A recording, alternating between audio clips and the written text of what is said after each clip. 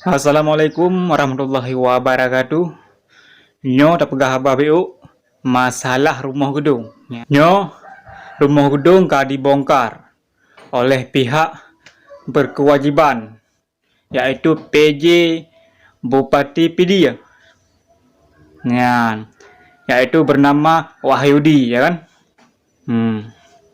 Ka dibongkar rumah gedung oleh PJ Bupati Pidia.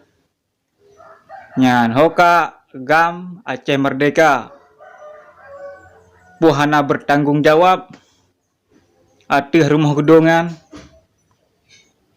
Hoka Gam bek perak menteng bak media bek pegah haba menteng bak berita hana guna menyahana tak tegaskan kedeh bak rumah gedung. Pak Presiden Jokowi kalau ngejenguk kedeh hana mesti drogam yang bertanggung jawab bak rumah gedungan bek pegah drogam.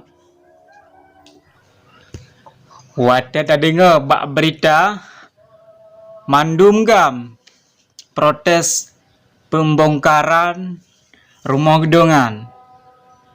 Tetapi tejak Pak Jokowi barosa mesti drogam hana nyamban yang kali dah buktikan mandu berarti hana menyeperjuangkan Aceh Merdeka jangan ali juga pegah kan hai lagi nyana pegah nyan pembongkaran rumah gedung menteng hasil bongkar Bandung alasan pegat masjid.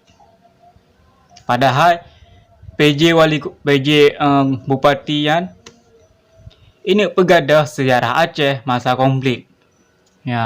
Supaya anak getanya singa hana dicupu sejarahnya. Hoka ga mandum. Ki beda. Hanam siro pe beda. Area su petinggi gam hana.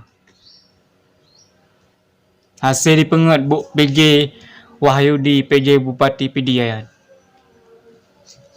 No kementang. Assalamualaikum warahmatullahi wabarakatuh.